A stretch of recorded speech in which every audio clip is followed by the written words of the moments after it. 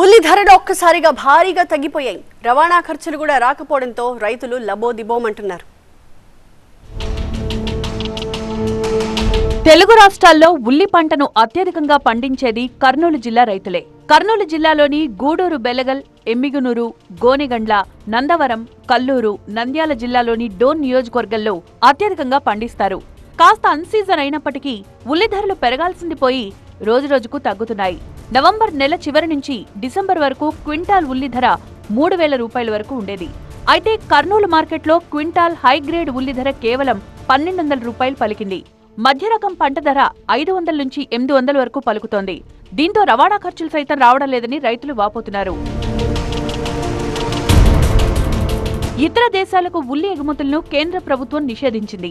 వాస్తవంగా బంగ్లాదేశ్, ఇతర దేశాలకు కర్నూలు, మహారాష్ట్ర ఉల్లి ఎగుమతయ్యేది.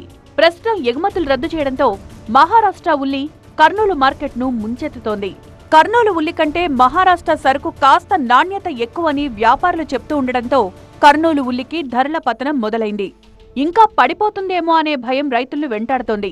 ఎగుమతులను ప్రోత్సహించాలని, లేని పక్షంలో క్వింటాల్ ఉల్లికి కనీస మద్దతు ధర 2,000 రూపాయలు కల్పించాలని రైతులు డిమాండ్ చేస్తున్నారు.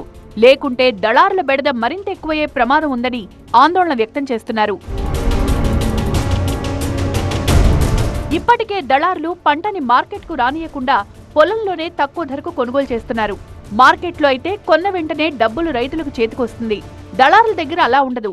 కొనుగోలు చేసి అమ్మిన తర్వాత రైతుకు చెల్లిస్తారు. కొందరు దళారులు డబ్బులు ఎగవేస్తున్నారు. దీంతో రకరకాల సమస్యలు తలెత్తుతున్నాయి. వీటన్నింటినీ దృష్టిలో పెట్టుకుని కేంద్ర, రాష్ట్ర ప్రభుత్వాలు తమను ఆదుకోవాలని ఉల్లి రైతులు కోరుతున్నారు.